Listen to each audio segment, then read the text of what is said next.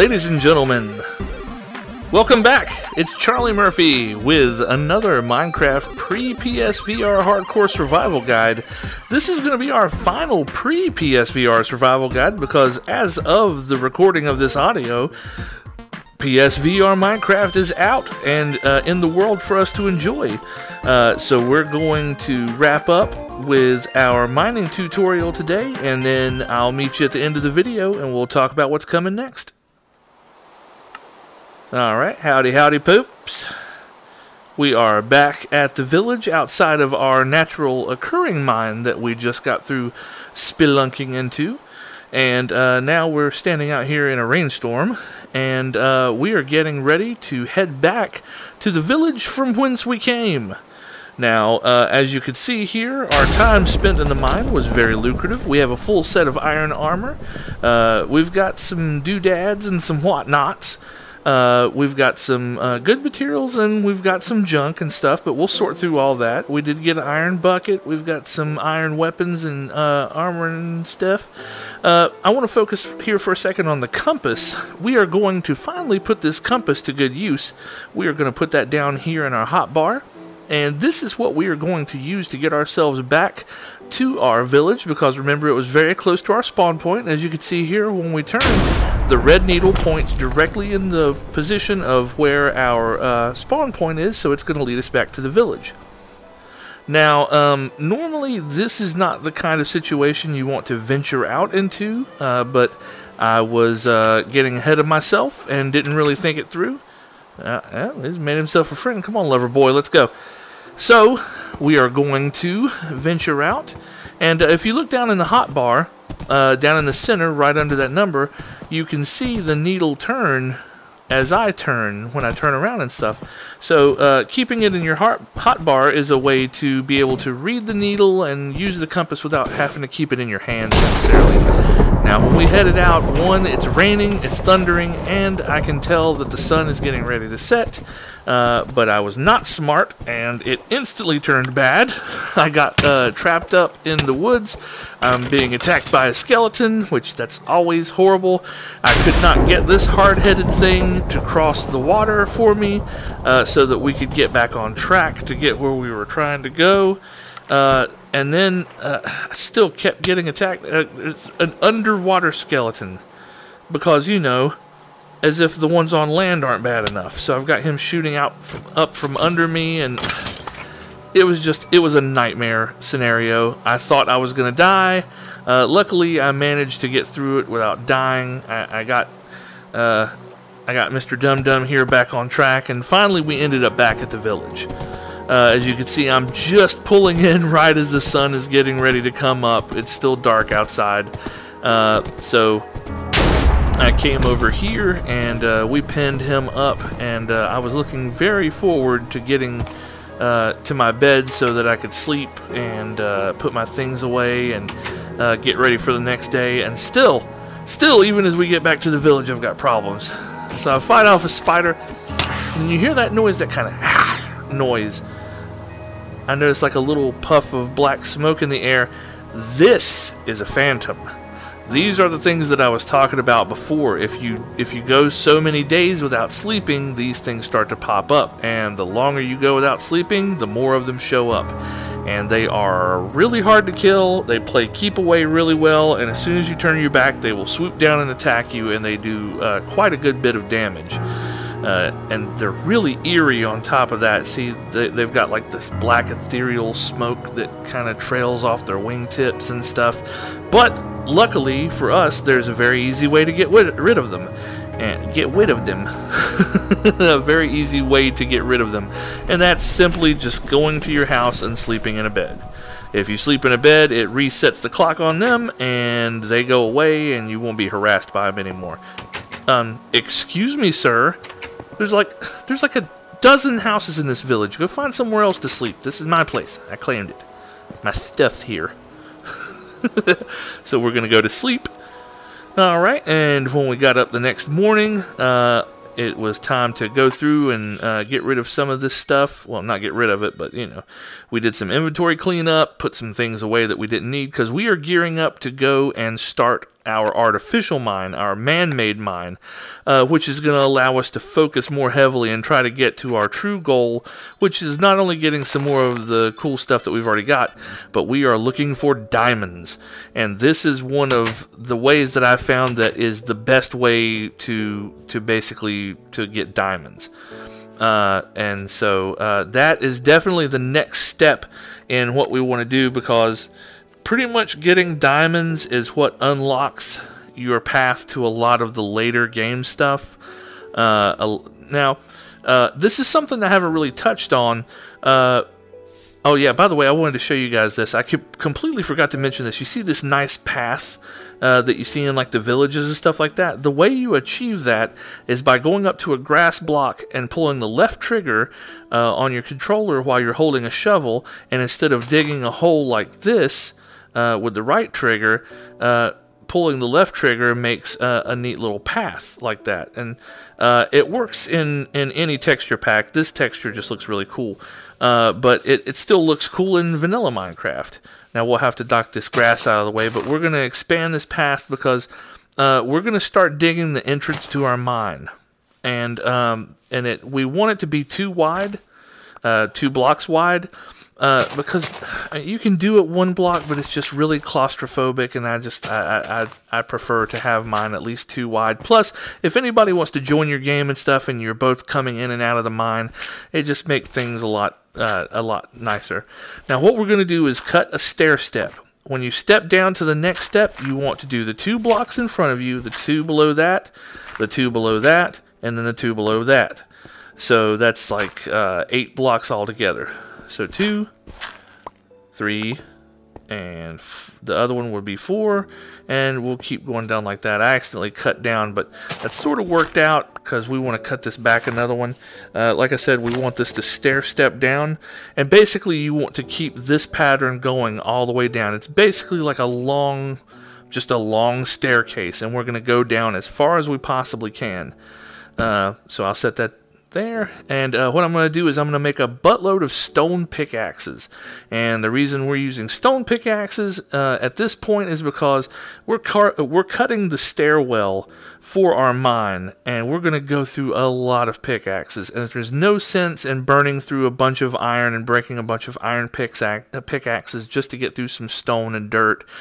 We'll save the iron pickaxes to make things a lot more efficient once we get into our mine as far as how fast we can mine, and also because there's certain materials, namely diamond, that we can't get without an iron pickaxe. But I want to get back to what I was getting ready to say earlier before I started talking about the making the stone path with the shovel. One of the things about this game is there is actually an end game to this. You can just play in creative, you can just mine and carry on forever, but there actually is an end game. There is an end state for the game. And what that is by going through and killing something called the Ender Dragon. And it's a long, convoluted process, and I guarantee you, I promise you, that is the end goal of this tutorial, is to teach you how to get to the end state of the game, aside from teaching you all the little, nuances and cool things you can do in the game. So I'll be getting to that and how to do that. And one of the next steps towards us working towards that goal is getting diamond.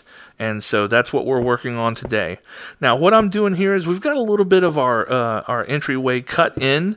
What we want to do is we want to put a shelter over this entrance because we're going to be down here working, and at nighttime, we all know that the monsters come out. And the last thing we want to be doing is down there working on our mine, and all of a sudden something pop up behind us. And they'll do it too. All of the monsters that are at the surface will start traveling down down your walkway, and you'll be working, and every five or so minutes, you'll have something pop up behind you, and that's the last thing you want, especially if it's like a creeper or something. It's a nightmare. So we want to avoid that altogether. So I'm kind of adding some little flourishes, like I'm setting some stone steps here I set some back here. It's just basically to make it look a little more interesting instead of just, oh, this is a square cover for our thing. And to make sort of a pointed top so that it looks sort of like a shed, what you can do is you can put steps back to back. One, this will help me step up there, but putting them back to back instead of just having a squared roof will have sort of an angular roof, and I just think it looks nice. Now, I needed to go sleep, and I needed to make some more steps, so I just did a hard cut, but basically you get the idea. It's just basically a box with some steps for the roof and some steps to make it look neat. We'll put a couple doors and a couple torches, and we're good to go. Now, as you're down and you're digging down through, you're going to run into a lot of problems. It happens. Eventually, you're going to run into this problem. You're going to be chopping into a wall, and then all of a sudden, lava's going to pop out. Now, the main thing is just to be calm and not freak out and know what to do. And the first thing you want to do is whatever hole that you open that had lava behind it, you want to plug it up. But before that, you want to make sure you're above the level of the lava. If you happen to be down there where the lava is, immediately jump and get up to a higher level. It's not going to rise. It's only going to spill out. So just make sure that you get away from it. Once we get so deep, you're going to hit this stuff. It looks like obsidian, but there is no breaking it. No matter how long you chop at it, no matter how long you hit it with the pickaxe, no cracks will ever form. This is bedrock. It's a lot easier to tell what bedrock is in vanilla Minecraft. In my texture pack, it looks dead on like obsidian. So it took me a long time to figure out. I was like, oh yeah, okay, I'm at bedrock. But that's where we want to be. So once we're done, we hop back up our path, and that's a real pain in the butt. I broke one of the cardinal rules, folks. If you look down at my bar, I am starving to death. See how much of my health is already gone, and that happens every few seconds. Running out of food is a surefire way to end up dead real quick, but we ate and got filled up. But basically, I went up to our crafting table and I made some stone steps using all of the material that we picked up from carving the hallway out. So it kind of, you basically use the material that you picked up making the hole to make your steps to get out of the hole, which sort of works out. So, but you just travel up the steps doing like that. We come back down to the bottom, and when you're at bedrock, it's best to place a crafting table and a furnace down here, because this is going to allow us, while we're working, if we need more pickaxes, we can just come over here and grab them real quick. If we find some iron ore or some other kind of ores that we need to smelt, we can just go ahead and toss them in there and keep working and let them be smelting while we're doing that. That way, if we run out of iron pickaxes, we've always got some metal smelting so that we can make more. And then what we want to do is we want to travel 6 steps up from where we placed our furnace and our crafting table. And then we want to turn to our left or to our right, facing the stairs, and start cutting in a 3-block high, 1-block wide hallway.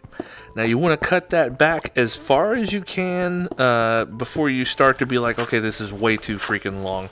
Normally I suggest about 25 blocks back. And the reason for that is because what we are going to do is we are going to take this 3-high and 1-width hallway, and we are going to then, to our left and right in this hallway, cut in hallways. And we're going to go back as far as we can on those. And what this is going to do is let us cover a much larger area. And so what we're doing is trying to maximize our output and minimize our input, our effort. So anyway, you've got your nice 3-high, 1-width hallway cut out here, and we'll go back out, and then I'm going to explain how we'll do this. See, we're 6 blocks above bedrock there, and what you're going to do is you're going to go in, you're going to skip 2 blocks, and then you're going to cut in a 3-high hallway. Skip 2 more blocks, then cut in 3 high. And you're going to do that every other 2 blocks. Now, the reason we do it that way is instead of having to mine all of this whole area looking for materials, as you do your hallway, you'll be getting the blocks on your right, the blocks on your left, and the blocks directly above you.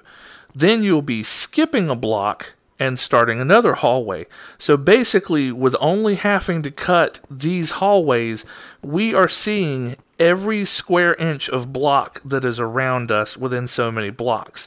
And that's why this is as effective as it is. Just knocking that block out exposes 3 surfaces for us to see.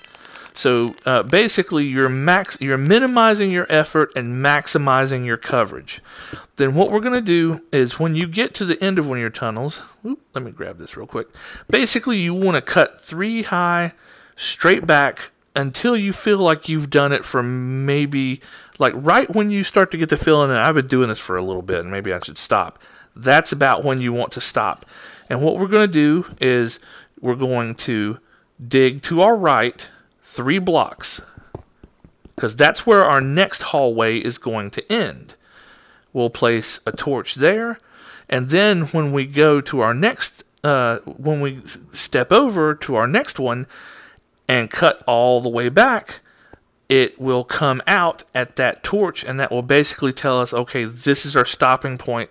That way, all of our hallways are exactly the same length. Instead of, you know, one being 6 deep and one being 20 deep and one being 15 deep, basically you can keep a consistency so you know you've covered a certain square area. If you decide that you want to make them longer at some other point, you know, then do that, but you want to keep some kind of consistency. Usually I'll go like 20, 3 high and 20 or 25 blocks back and then make that my ending point. See, then we'll knock out that torch that we placed there before. We'll cut in 3. See, we already got some iron there. We'll cut in 3 and then drop another torch. And see, by doing that, we're keeping everything consistent. I try to do 3 high the whole time that I'm going down the hallway, but sometimes, you know, I'll get in a hurry and I'll just do 2 high, and then I'll do the top blocks, the top third on my way out. But it's always more of a pain in the butt than it's worth, so I really suggest just doing 3 high the whole way back, you know, instead of having to chop your way out on the way back.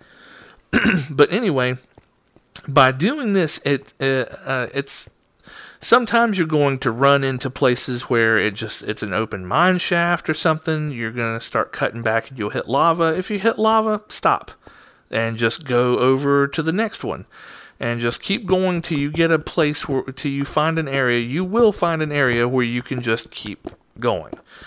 And if you open any mine shafts, then I suggest just putting up blocks and turning it into a 3x1 hallway.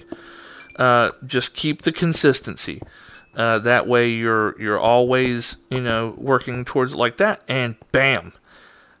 That is what we were looking for, ladies and gentlemen. And I think this is my 6th or 7th hallway that I did.